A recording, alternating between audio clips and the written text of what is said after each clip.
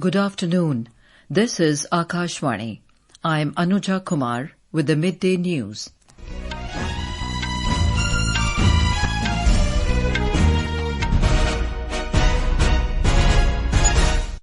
The headlines.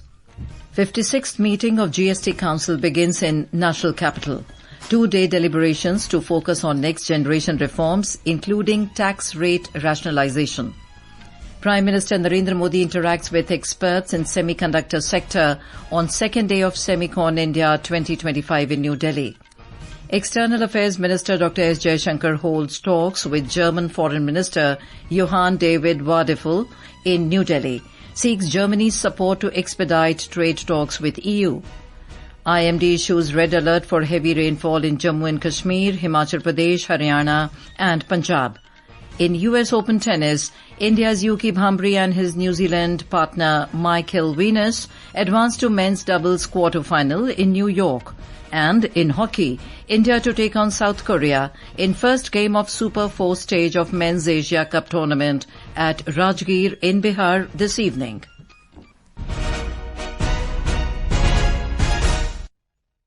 And now the news in detail.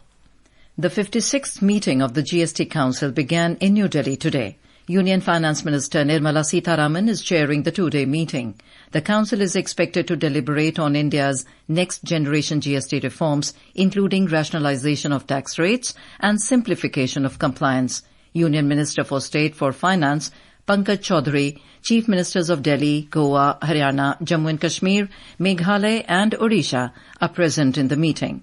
Deputy Chief Ministers of Arunachal Pradesh, Bihar, Madhya Pradesh and Telangana, Governor of Manipur and Finance Ministers of several states and union territories are also participating in the meeting. Talking to reporters ahead of the meeting, Andhra Pradesh Finance Minister Payyavullah Keshav said his party will support the major reforms in the GST sector that are being proposed by the central government.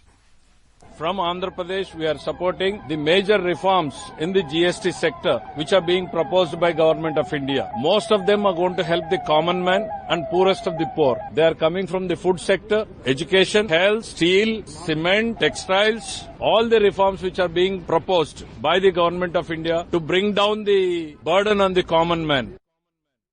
During his Independence Day address last month, Prime Minister Narendra Modi had stressed the importance of the next generation of reforms under GST, which will be unveiled on Diwali, reducing taxes on essential goods and providing relief to the common man, farmers, middle class and MSMEs. पिछले 8 साल से हमने GST का बहुत बड़ा reform किया, पूरे देश में टैक्स के बर्डन को कम किया और 8 साल के बाद समय की मांग है कि हम एक बार उसको रिव्यू करें। हमने एक हाई पावर कमेटी को बिठा करके रिव्यू शुरू किया, राज्यों से भी विचार विमर्श किया।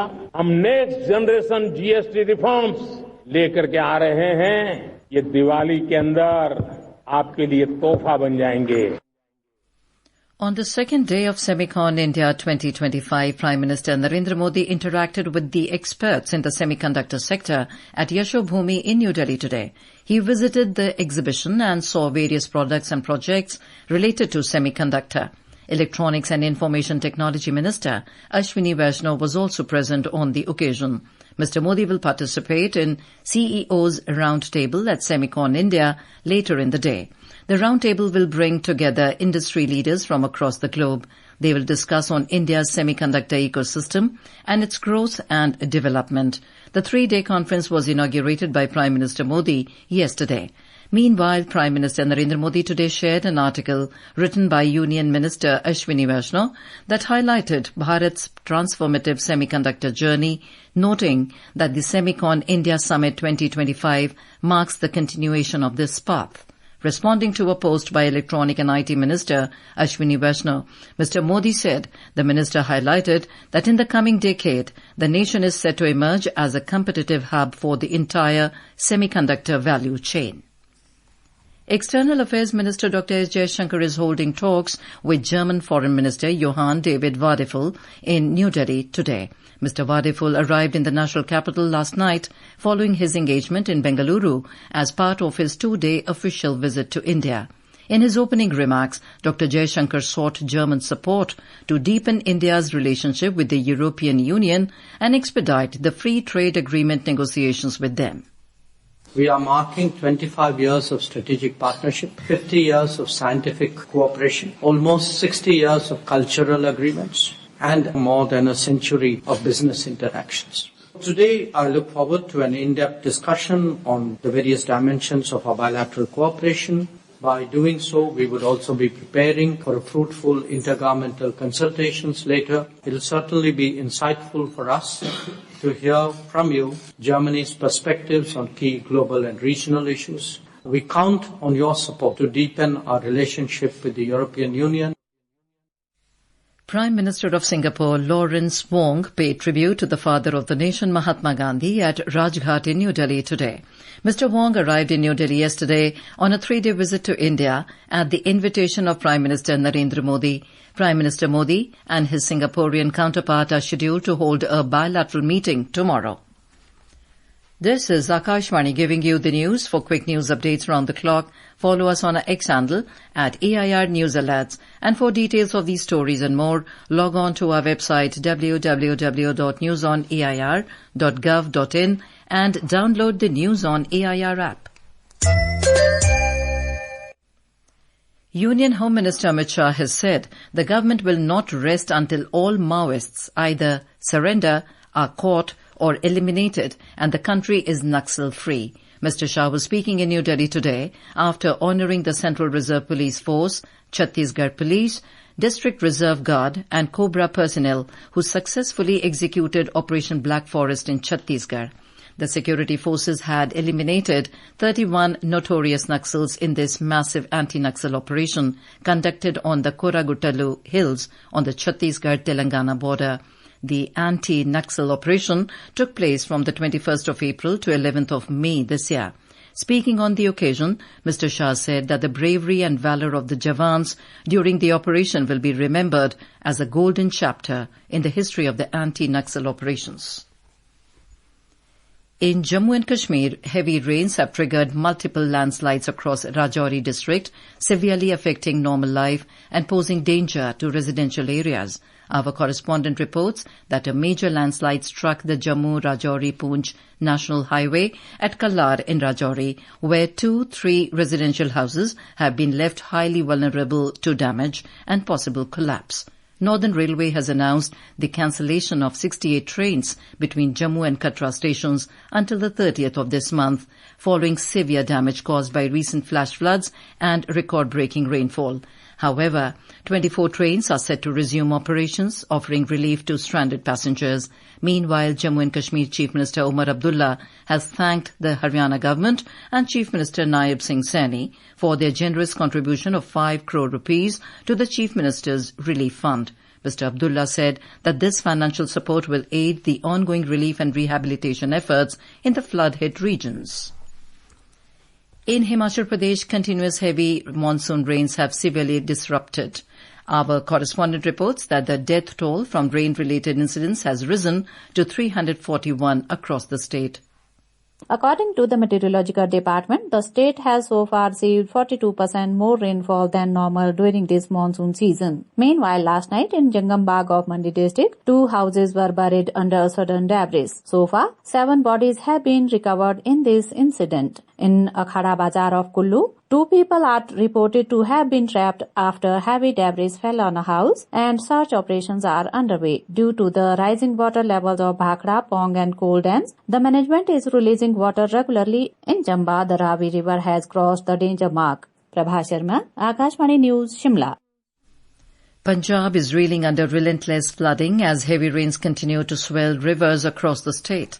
Major dams, including Bhakra, are at capacity, prompting controlled water releases that threaten to worsen conditions in already affected districts such as Patiala, Fazilka, Amritsar, Gurdaspur, Firozpur, Kapurthala and 17 others. A statewide alert has been issued urging residents to remain vigilant. Union Agriculture Minister Shivraj Singh Chauhan spoke with the Punjab Governor and Chief Minister to take stock of the situation. He is scheduled to visit the flood-affected state tomorrow. More from our correspondent. Floods in Punjab have claimed 30 lives and has left over 3.54 lakh people affected. Standing crops and more than 1,48,000 hectares of land have been damaged across the state, and hundreds of livestock have also been killed due to drowning. Relief and rescue operations are on war footing. In view of the worsening flood situation, the state government has ordered the closure of all the educational institutions until September 7th. Punjab Governor Gulab Chand Kataria is also visiting the flood-affected districts and meeting with the affected people. Rajesh Bali, Akashvani News, Jalandhar. In Delhi, Yamuna River crossed the danger level mark this morning. The water level is rising due to continuous moderate to heavy rainfall in the national capital for the past few days. As a preventive measure, people residing in the low-lying areas nearby have been shifted to safer locations. The old railway bridge has been closed for operations. Delhi Minister Parvesh Verma visited the ITO barrage this morning to inspect the situation.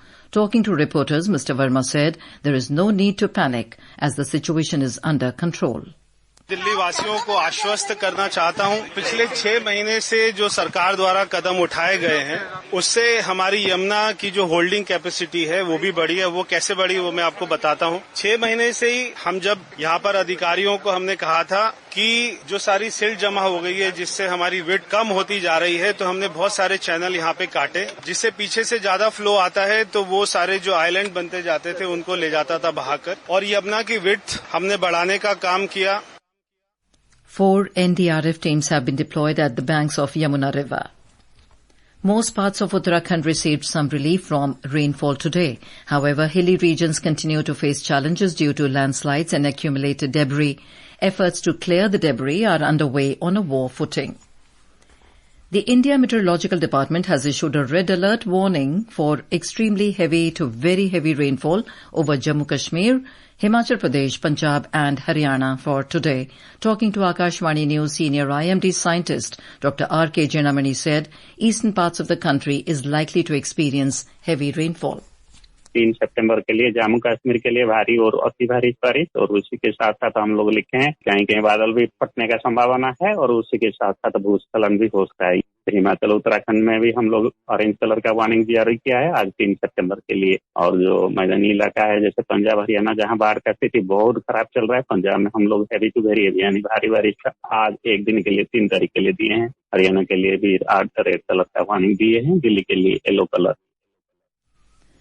China today publicly unveiled some of its most advanced military technology, including hypersonic missiles, electronic warfare systems, and unmanned combat platforms during a massive military parade at Tiananmen Square in central Beijing. The event, marking the 80th anniversary of China's victory in World War II, also featured a strong message of peace and international cooperation from President Xi Jinping, even as global tensions remain high. Benchmark domestic equity indices Sensex and Nifty were trading marginally higher during the afternoon trade today. The Sensex gained 123 points to 80,281, while Nifty advanced 51 points to 24,630 when reports last came in. And in US Open tennis, India's Yuki Bhamri and his New Zealand partner Michael Venus have advanced to the men's doubles quarter-final in New York. The 14-seed pair defeated the 4th-seeded German duo of Kevin Quaitweids and Tim Puds in the pre-quarterfinals. Bhamri and Venus will now face the formidable team of Nikola Mektic of Croatia and Rajiv Ram of the United States in the last 8 later tonight. In hockey, India will take on South Korea in the first match of Super 4 stage of Men's Asia Cup tournament at Rajgir in Bihar this evening. The match will start at 7:30 p.m. Besides India, China, Malaysia and South Korea have also qualified for the Super 4 round. And now, before we end the bulletin, the headlines once again. 56th meeting of GST Council begins in national capital. 2-day deliberations to focus on next generation reforms, including tax rate rationalization. Prime Minister Narendra Modi interacts with experts in semiconductor sector on second day of Semicon India 2025 in New Delhi. External Affairs Minister Dr. S. Jaishankar holds talks with German Foreign Minister Johann David Wadephul in New Delhi, seeks Germany's support to expedite trade talks with EU. IMD issues red alert for heavy rainfall in Jammu and Kashmir, Himachal Pradesh, Haryana and Punjab. In US Open tennis, India's Yuki Bhamri and his New Zealand partner Michael Venus advanced to men's doubles quarterfinal in New York. And with that, we end the midday news.